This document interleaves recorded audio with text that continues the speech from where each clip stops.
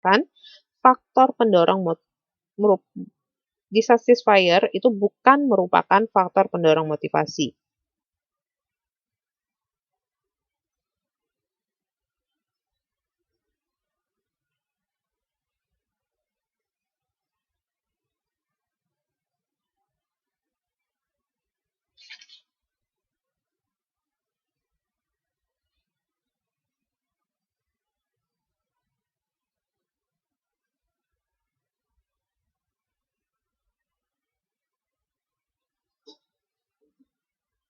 Nah, bedanya satisfier sama dissatisfier itu, kalau satisfier itu faktor yang memotivasi seseorang. Misalnya gaji gitu kan, atau diberi tanggung jawab tertentu gitu kan. Jadi dia lebih termotivasi untuk bekerja. Nah, kalau misalnya dissatisfier itu misalnya suasana kerja, karena ya bukan berarti karena nggak ada suasana kerja yang nggak baik itu mereka nggak mau kerja, atau karena nggak ada meja mereka nggak mau kerja, tapi mungkin suasana kerja yang nggak enak mungkin jadi bikin motivasinya agak berkurang, tapi bukan berarti nggak ada sama sekali motivasi untuk nggak bekerja ya. Atau misalnya dengan nggak ada meja atau kursi gitu jadi mengganggu gitu kerjaannya, tapi bukan menghalangi untuk nggak melakukannya itu. Nah, itu yang teori ECO. Kemudian kalau misalnya kita masuk ke teori proses, kalau teori isi itu mencari jawaban apa yang menjadi motivasi isi dari motivasi itu. Kalau yang teori proses itu menjawab bagaimana dari motivasi. Misalnya bagaimana hal itu bisa memotivasi si pekerja misalnya. Nah, tokoh dalam teori proses ini ada Froome, ada Porter Laurer. Nah, kita lihat ya satu-satu. Nah, teori pengharapan Froome.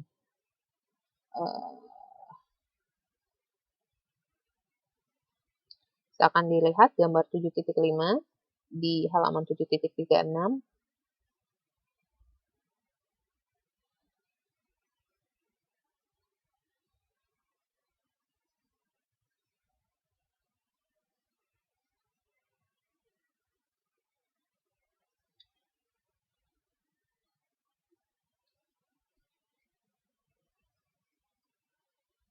Jadi, menurut Froome, motivasi seseorang itu akan tergantung pada antisipasi hasil dari tindakan baik negatif atau positif yang dikalikan dengan kekuatan pengharapan orang tersebut bahwa hasil yang diperoleh akan menghasilkan sesuatu yang dia inginkan. Dengan kata lain, motivasi seseorang akan tergantung dari antisipasi hasil dan probabilitas tujuan orang tersebut akan tercapai. Nah, misalnya ini kan motivasi itu bisa dari segi lingkungan, usaha, kemampuan, kemudian ada prestasi. Nah, prestasi ini akan mendapatkan hasil. Seperti itu. Jadi, motivasi itu sama dengan balance atau kekuatan keinginan dikali dengan expectance atau pengharapan.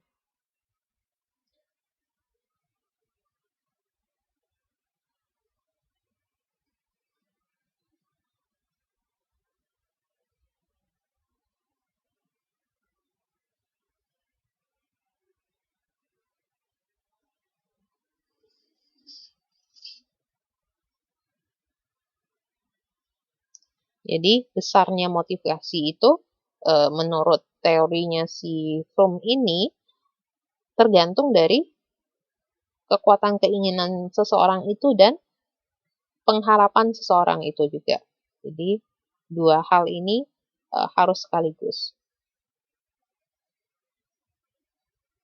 Nah, balasan ekstrinsik. Di halaman berapa ya Mbak Betty Artanita?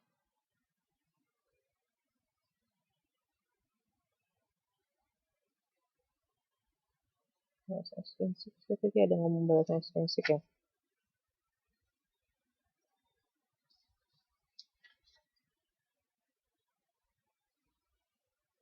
Di 38.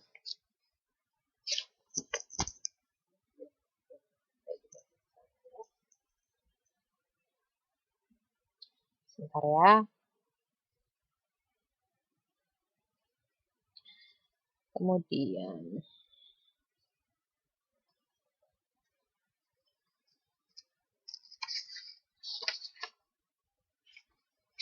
tadi udah sampai sini. Oke.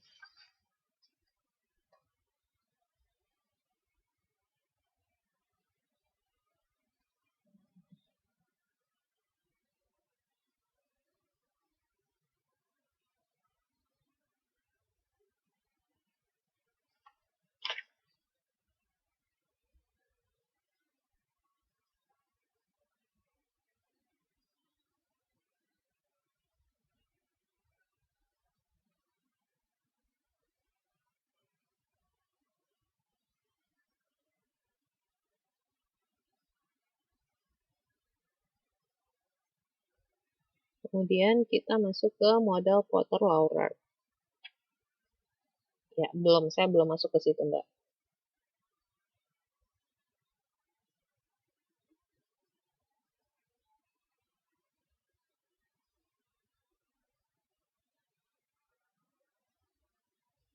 Kemudian kita masuk ke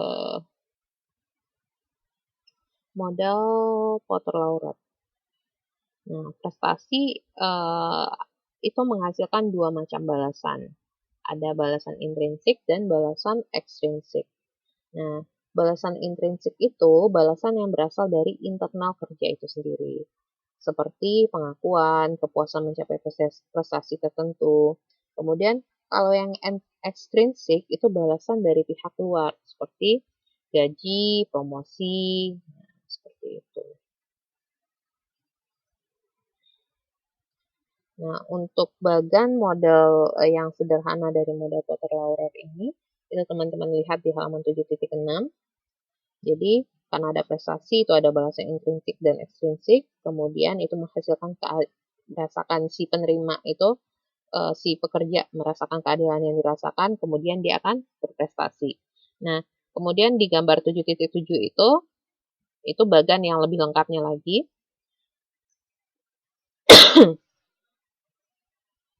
Jadi karena dia berusaha, kemudian ada kemampuan dan bakat, kemudian punya persepsi terhadap tugasnya, dia berprestasi, kemudian karena dia berprestasi itu juga dia mendapatkan balasan intrinsik dan ekstrinsik. Dia berprestasi, dia mendapatkan keadilan, dia bisa mendapatkan keadilan, kemudian dia merasa puas. Nah,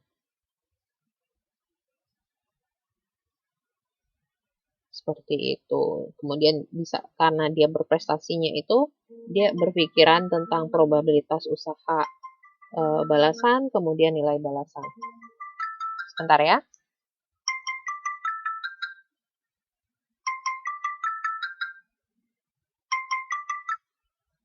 Oh, sama Tompe. Nanti di kamar. 15 menit atau 20 menit lagi teleponnya lagi ngejar.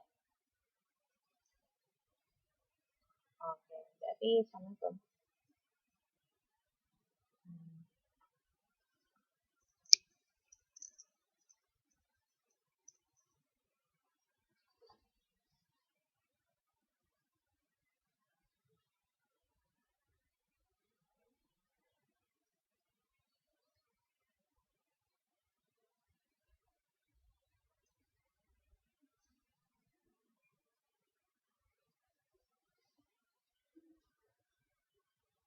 Itu teman-teman sudah bisa melihat kan bagaimana modelnya dari Porter-Lawror.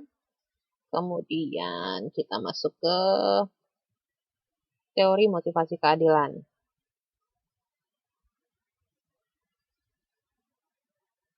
Nah, teori motivasi keadilan itu ini mengatakan bahwa motivasi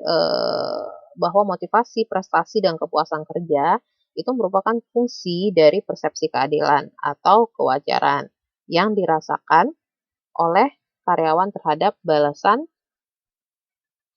yang diterimanya. Sebentar ya.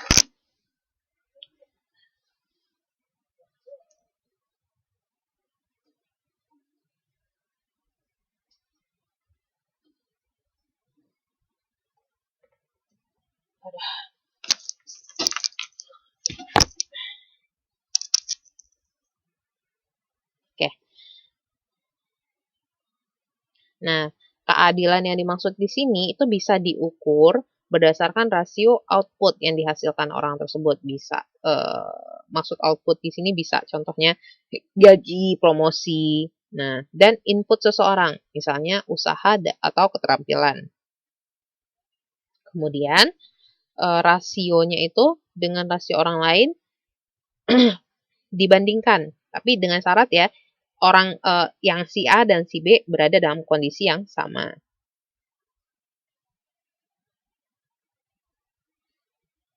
Nah, itu untuk melihat teori motivasi. Ini teori motivasi keadilan atau equity approachment.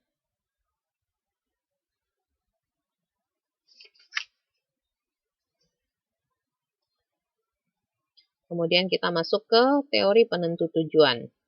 Nah, kalau teori ini mengasumsikan manusia sebagai individu yang berpikir, yang berusaha mencapai tujuan tertentu. Nah, teori ini fokus pada proses penetapan tujuan itu sendiri. Jadi menurut psikolog Edwin, itu dia berpendapat bahwa kecenderungan manusia untuk menetapkan dan berusaha itu mencapai sesuatu tujuan akan terjadi jika manusia memahami dan menerima tujuan tertentu yang telah ditetapkan.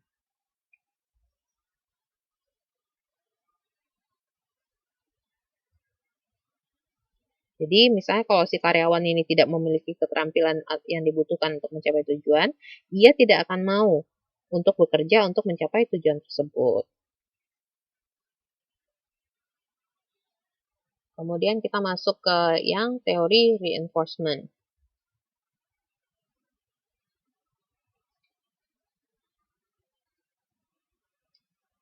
Teori reinforcement ini berusaha menjelaskan peranan balasan dalam bentuk perilaku tertentu. Nah, kalau misalnya yang teori isi itu menjelaskan apa dari motivasi, kenapa, apa dari motivasi, apa yang memotivasi seseorang. Kalau misalnya teori proses itu bagaimana variabel itu memotivasi seseorang. Nah, kalau teori reinforcement ini menjelaskan bagaimana peranan balasan dalam bentuk perilaku tertentu. Jadi yang di sini ini menjelaskan peranan balasan dalam bentuk perilaku tertentu. Misalnya stimulus, ini teman-teman bisa lihat dari gambar ini ya. Ada stimulusnya, kemudian seseorang distimulasi, kemudian orang itu merespon, kemudian ada konsekuensinya, kemudian ada respon masa mendatang. Nah, stimulus ini misalnya dari perintah atasan, kemudian mendorong perilaku tertentu, misalnya si bawahan gitu kan, untuk menjalankan untuk menjalankan perintah dari atasan tersebut. Kemudian menjalankan perintahnya itu dengan baik, ada konsekuensi tertentu, misalnya dapat kenaikan gaji atau promosi.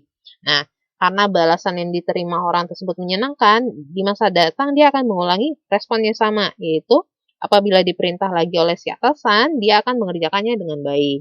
Nah, itu contoh teori reinforcement. Nah, ini ada 4 jenis reinforcement. Ada positif,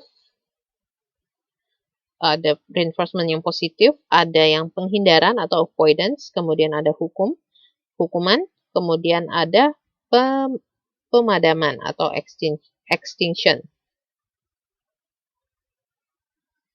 Nah, kalau reinforcement positif itu biasanya ditujukan untuk memperkuat perilaku tertentu dengan jalan memberi balasan yang positif.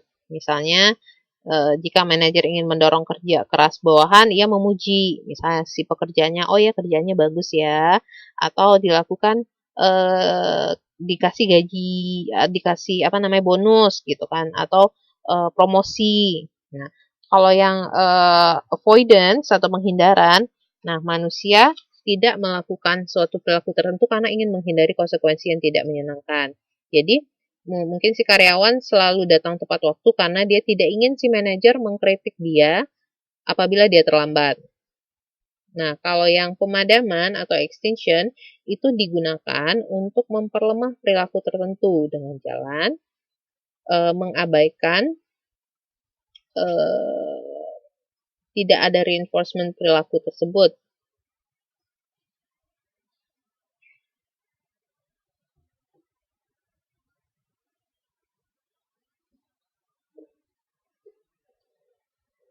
Nah, kalau hukuman konsekuensinya negatif atau tidak menyenangkan dilakukan dengan perilaku tertentu diharapkan itu nggak diulang lagi. Misalnya si karyawan datang telat gitu kan, kemudian mungkin dikritik sama si manajer atau dikasih peringatan atau dikasih denda atau dilakukan demosi atau pemecatan mungkin kan. Nah jadi ini supaya nggak diulangi lagi gitu. Nah itu 4 jenis reinforcement di sini.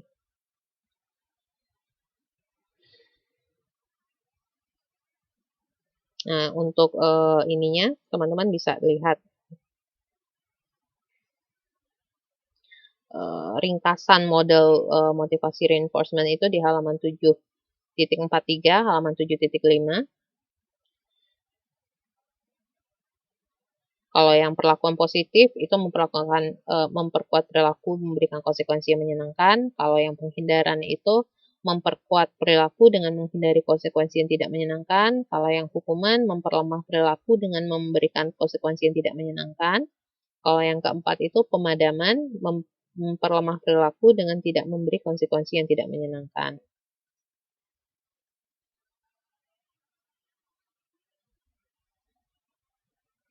Nah, seperti itu. Kemudian kita lanjut ke pendekatan sistem motivasi.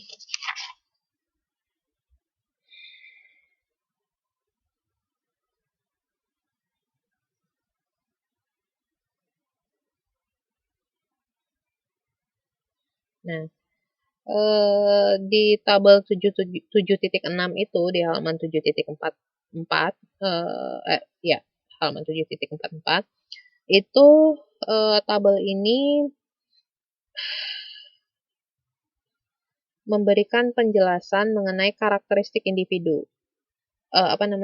Memberikan penjelasan mengenai variabel yang mempengaruhi motivasi dalam organisasi. Variabelnya apa-apa saja, ada karakteristik individu, ada karakteristik pekerjaan, ada karakteristik situasi kerja. Nah, dilihat dari karakteristik individu itu bisa minat, sikap, dan kebutuhan dari si individu. Kalau misalnya karakteristik pekerjaannya itu misalnya contohnya balasan intrinsik, tingkatan otonomi, feedback, bisa tingkatan variasi dalam tugas. Nah, kalau karakteristik situasi kerja itu bisa lingkungan kerja langsung. Yang kedua bisa organisasi, contoh seperti sistem penggajian, budaya organisasi. Nah, ini variabel yang mempengaruhi motivasi dalam organisasi. Oke, demikian presentasi saya untuk modul 7. Teman-teman ada pertanyaan?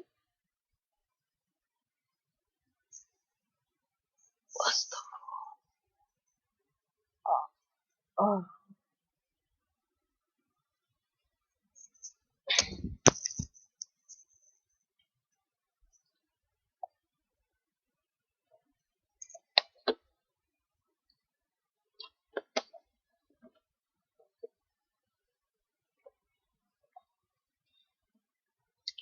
tugas.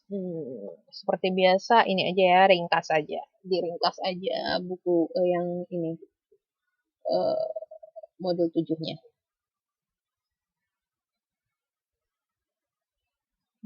Selektif perseptual. Halaman berapa Mbak Fitriani?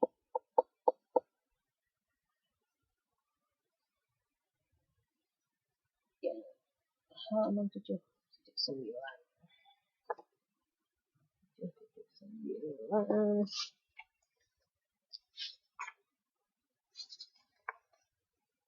7.9.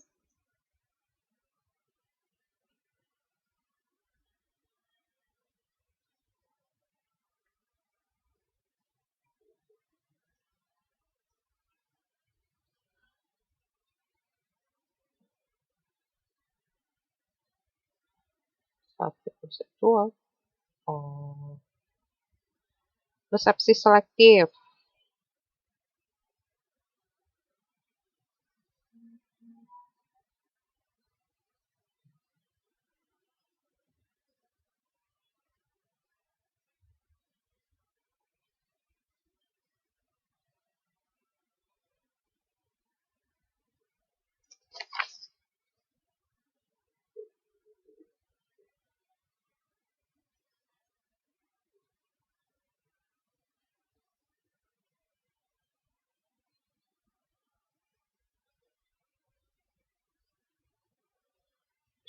Jadi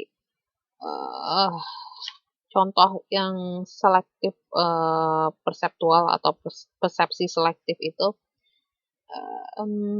jadi si manajer ini misalnya dia menerima 100% informasi itu, padahal belum tentu informasi itu semua berhubungan dengan pekerjaannya atau dengan masalah yang dihadapinya atau untuk project yang dihadapinya. Distorsi itu distorsi yang menghalangi atau yang mengganggu. 7.15. Distorsi itu hal yang mengganggu atau yang menghalangi atau mendistorsi, membelokkan makna gitu. Mana ya? Mana kalimatnya yang distorsi? Komunikasi simbol juga mempunyai kemungkinan distorsi. Ya. Membelokkan makna. Jadi mungkin misalnya saya ngasih tahu misalnya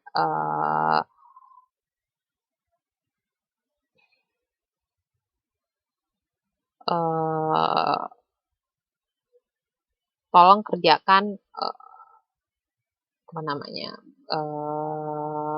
PR misalnya selesai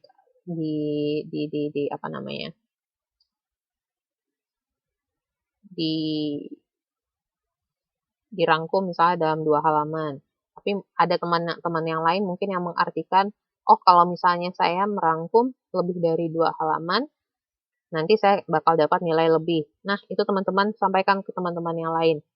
Padahal yang saya maksud, saya cuma butuh teman-teman untuk merangkum dalam 2 halaman. Tapi sudah didistorsi kalimat saya itu oleh teman-teman yang lain mungkin, oh ya, jadi dibelokkan maknanya. Paham ya? Ibu izin saya mau pulang Indo. Oh ya. Mas Nur Hidayat nanti hubungi ini ya. Berarti pas ujian Mas Nur Hidayat nggak di sini?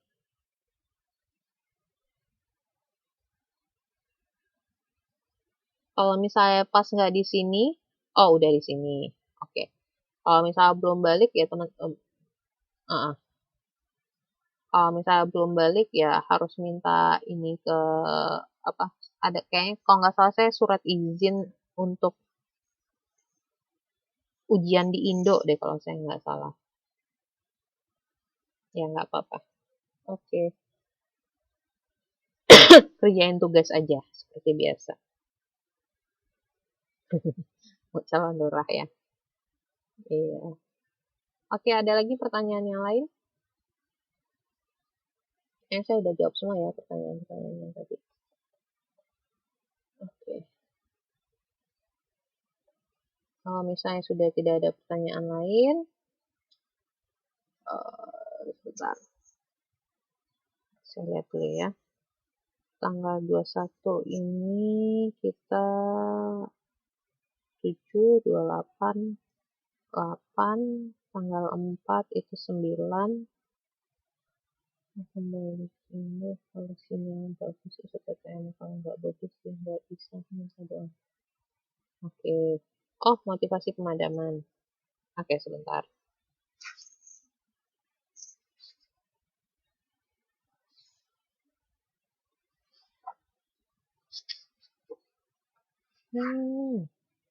Motivasi pemadaman.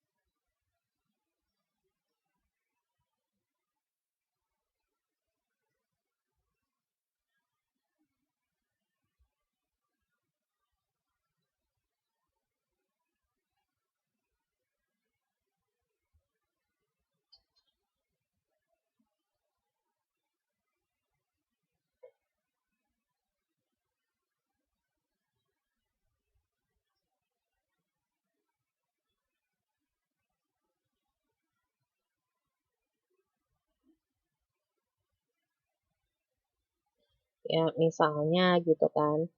eh Apa ya? A.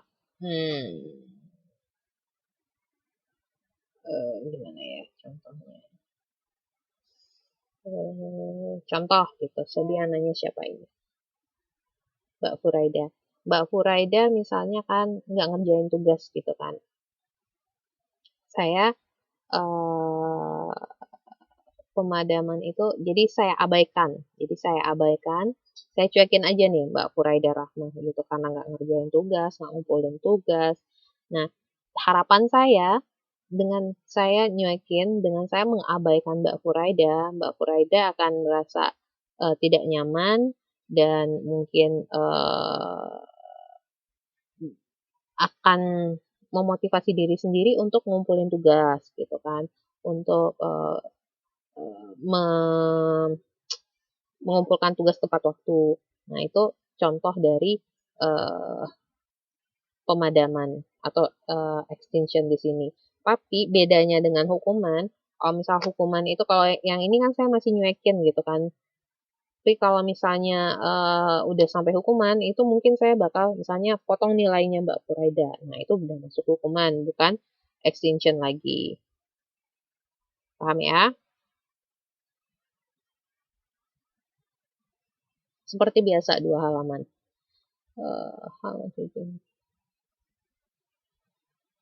Halaman 743 tambah 75. Apa itu? Halaman 75.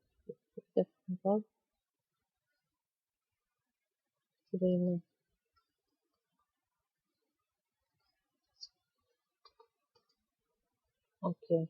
Oh, yang ini tadi ya, pemadaman.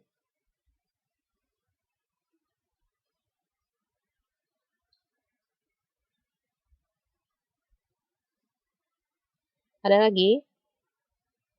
Oke, karena teman-teman udah nggak ada pertanyaan lagi, kita akan kerjakan tugasnya. Oh ya, untuk kita bakal ada uh, kelas lagi, kelas di Taipei lagi, tanggal 9 kalau saya nggak salah tadi pengumuman. Tanggal 9 ya. 9 April. Iya. Jadi teman-teman seperti biasa presentasi. Kalau untuk presentasi ini sebentar saya hitung ya. Sekarang tanggal 21.